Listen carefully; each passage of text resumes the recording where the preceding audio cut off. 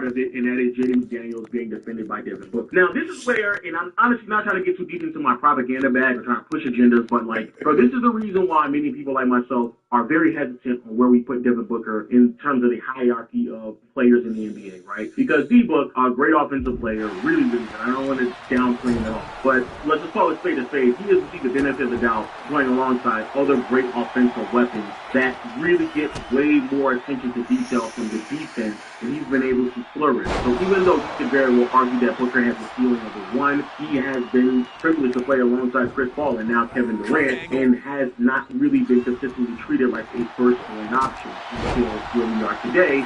And that's Jaden McDaniels just locking him the fuck up. I mean, like, my goodness. Jaden McDaniels has Devin Booker in hell. He has a hard time bringing the ball across the half-court line sometimes. He can't really get loose. He's turning over the ball. These handles is very questionable, and the shot selection seems poor. Even when there's times where Devin Booker has some space to operate in, you can see his hesitation as he's overthinking it because he doesn't necessarily know the level of pressure that is now being allowed from not only officiating, but from one of the best on-ball defenders in the NBA. But more importantly, not only just taking him out of it from a scoring perspective, but also from a passing and playmaking perspective as well. Because Booker took upon the point guard role this year, especially when those games where Bradley Beal was not available. And to be fair, I think Devin Booker did just enough this season to supplement what this team was lacking in that capacity. But when you now effectively not only remove him from a scoring option, but also a playmaking option, points are not and Booker's also being removed from role players as well because the defense isn't shifting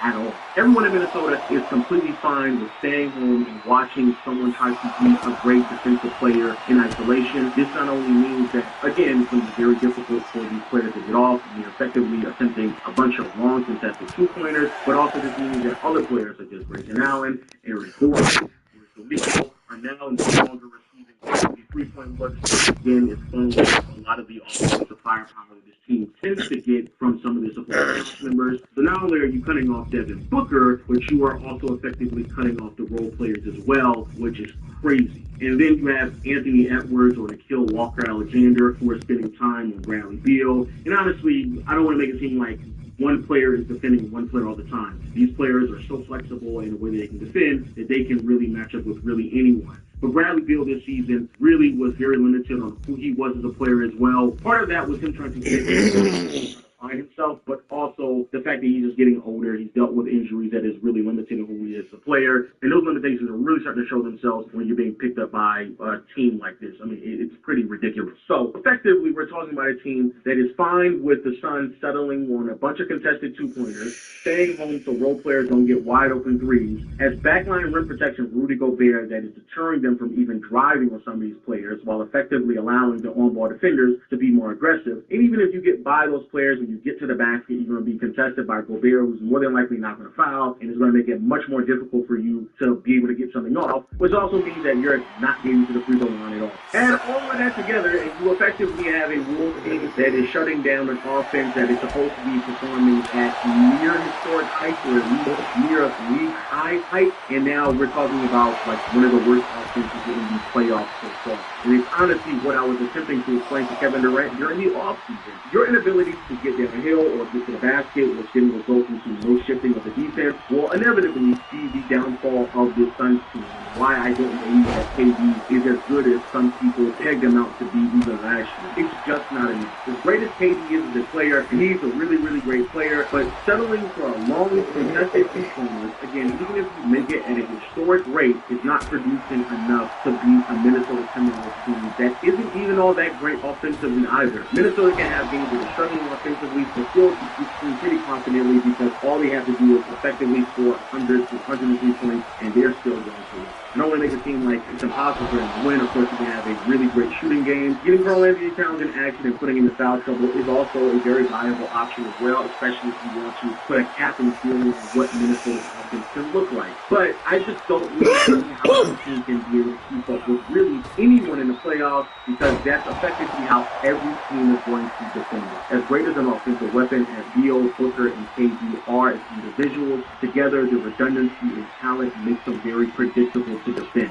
Predictable, not easy, because I don't believe that it's easy to allow KD and Booker to just beat you one-on-one without getting any penetration to the lane. But if you match up against the right team, which Minnesota is, who has the personnel, if you have a Jenny McDaniels, Anthony Edwards, and Rudy Gobert, you are now effectively going to put yourself at a massive disadvantage because you're trying to win a series on long three-pointers when the opposing team is getting a healthy diet of every other efficient look in the game. So before the series, again, I had the Wolves in 5. I'm going to stick to that prediction. I'm not going to change it at all. And I do believe we're going to have very uncomfortable conversations about the Phoenix Suns team moving forward, not just from a pure propaganda and agenda standpoint, because trust me, I'm going to get my agenda about what I told KD coming to fruition, but more importantly about a ball club that has committed a significant amount of capital to a team that cannot compete in the Western Conference, that is really, really talented from top to bottom, and also your best player in Kevin Durant aging at a point where you don't know what he's going to look like in the next few years. I already seen the timeline people talking about trading Devin Booker because he can't trade Bradley Beal because he has a no-trade clause. It's getting nasty, dog. But hey, let me know your thoughts in the comment section below. If you like this type of a video, let me know down below, and also give this video a thumbs up. It will definitely help me out understanding what you as an audience member want out of this channel. And if you enjoy these type of videos, I will continue to make them, and you can make sure you hit the subscribe button notification bell. We will be updated all the time. And as always, if you want to watch the playoff games with me live at playback.tv/Lowes Room, it's been a hoot, it's been a joy. The support has been unreal, and I thank you all immensely for that. Nevertheless, till next time, see you all later. Peace. Toby, why are you eating this in one book? I want to save the best part for last.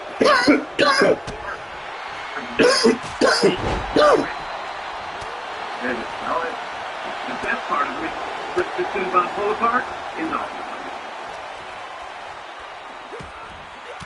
Huge show. Huge show. Live from New York. You're sort of still waiting for Jonathan Hands on. We saw something last year.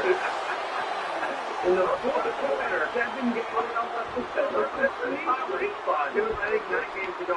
Why was it fun to see him tonight? You know what? We saw something. You guys waited. Fast Joe.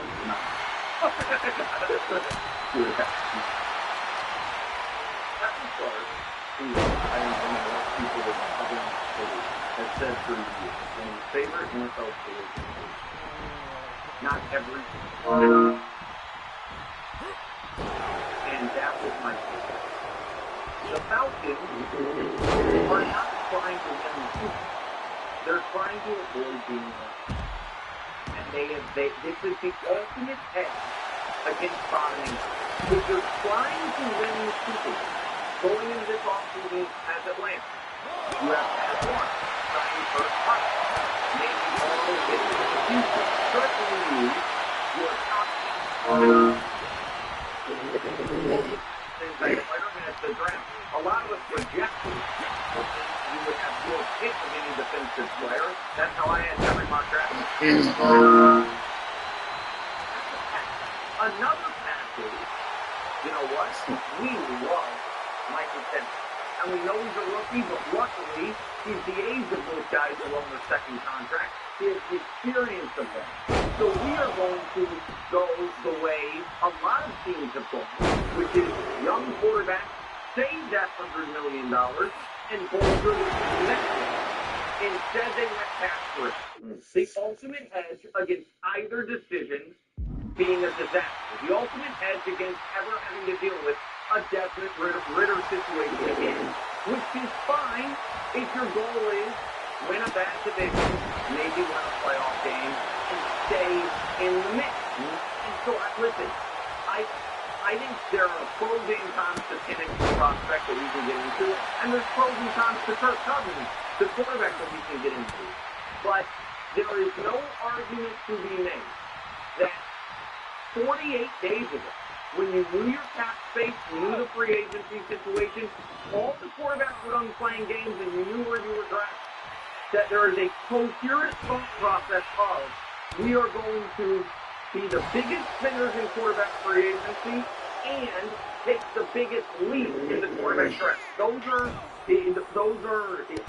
in contradiction. And so, yeah, I mean, it was shocking, bro, because what the Falcons told me is they value not being awful more than they value a chance of being great. Because I'm Falcons fan of the Bucs. I wasn't shocked.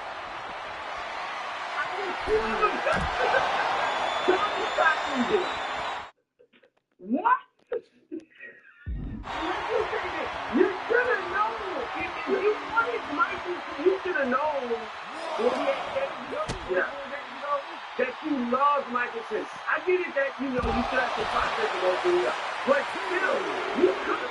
If he's 24 and he will be by the way, they didn't bring him in. He wasn't the 30 prospect they brought in. We didn't know he wasn't. So then he came in our building to trade. So it was all from Case. It was from what they want. Another way, I didn't fly there. What? No, they were all in, but I'm saying they brought in 30 prospects to their building. He wasn't one of them. And that doesn't help him out in the public relations. But if it's all going to take, you guys were scouting with college guys and scouts, and they should have been looking at it as, hey, we love this guy. This is our opportunity. He's going to be there at this. This is our opportunity to quarterback 24, so he's older than most college quarterbacks, and he's ready to play now, and he won't be that long. He's just a part two. And look, what obviously they didn't do that. Tried to be the Green Bay. Here's my mistake. Just when the Packers drafted Jordan Love, they were a 13-win team, right? They obviously Aaron Rodgers was balling out, and he was over, okay? But they didn't have as many opponents. Like Devontae Adams, they had Aaron Jones, they had, MVS, they didn't have the holes that the Falcons. Although you're picking in the mid-20s, if they're going to pick a at 8. And if you're going to trade me down, they got Phoenix later, probably. I mean, the way things were looking, maybe you would have in Jordan was 25 going into year 5. So him sitting and waiting makes more sense than that extra sitting by ideally you would hope it goes well with Cousins. It's at least 3 years off. Let's just say, maybe it'll be 2, but let's say it goes well and it's 3 years. He gets you right close to Super Bowl contention, and then you bring in Phoenix, and he's going to be, does he really want to stick? Well, that's for 3 years at 24 years old. He's just off with all of this. So I feel people today, and last night was like, oh man, this sucks for first up. And with respect to First, he seems like a great dude. I don't feel bad for First at all. No, when you decide, I am going to be a football mercenary, essentially. I'm going to prioritize the business side of football in such a great way that as he has to be one of the highest paid players ever. Well, sometimes the business side of football comes to get you. Sometimes when you leave a team, when you go to a team that has no emotional connection to you, this might happen. The guy's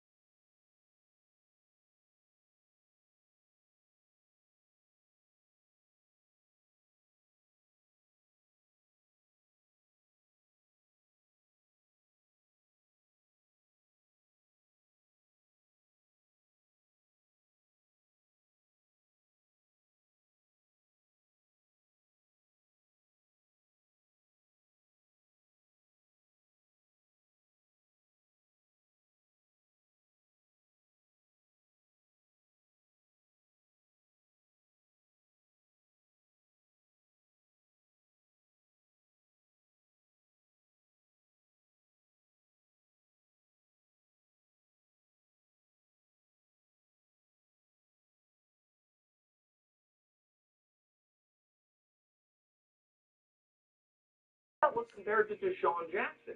Can I see that, please? Oh, my goodness. They're the same weight. He's a little taller, and he's more athletic. How did Deshaun look with Andy Reid? Okay, good. So, short version is this, Bruce. Biggest winner is Isaiah Pacheco, because you're going to have lighter boxes, because, you know what I mean? If you can't catch him, you got to be over the top. And it is not the pick that I thought they were going to make. It's not the pick.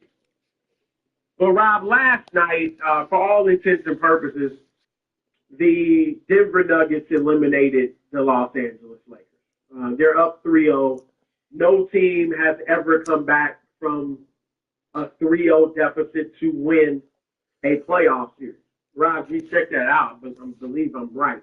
I know in the broadcast last night they said teams, when you're up 3-0, teams are 151-0. Wow. Yeah. So, and obviously, that's because, Rob, when you go up 3-0, there's a reason. You're generally the better team, right? And clearly Denver is the better team. Not only are they the better team, Rob, but they are a nightmarish matchup for the Lakers. I don't necessarily know why. I mean, I have said the teams that have given LeBron James the most trouble in his career have been teams like really balanced teams, smart teams. They move the ball. They play 5-man basketball rather than 1 or 2-man basketball where 1 or 2 guys, controls and dominates the ball and sets everybody up. And I go to Boston Celtics of the Big Three when LeBron was in Cleveland. The San Antonio Spurs, even at Tim Duncan's advanced age, late in his career, gave Miami all it wanted, beat them in one final, crushed them in one final, and almost beat them in another. And that's when LeBron was at the height of his powers with Dwayne Wade and Chris Bosh decided. And then Golden State, of course, and now Denver. And here's what I want to say about last night. There's a lot I could say, but I want to focus on Nikola Jokic, Rob, and I know you do too. For all those young people out there who didn't see Magic Johnson and Larry Bird play, and you might see a little bit on YouTube their careers. This is what it was like. Because, Rob, last night, I thought Nikola Jokic dominated that game without scoring or taking shots. And I know he ended up with 24 points, but he only took 13 shots, Rob. Like, he was not looking to score, looking for his own, shot. But he controlled that game. And that's how Larry Bird and Magic Johnson were. They could control a game and be the best player on the floor without scoring or scoring a lot. And people might look at Magic Johnson's stats today and say, oh, he only averaged 19 points a game. He obviously has the highest career average in assists with 11. But they might look at that and say, is he really a top 5 player? They might look at Larry Bird. Larry Bird never led the league in scoring. Was he really one of the greatest scorers ever? So I hear about Bird's jumper, and are you really? Yes, really.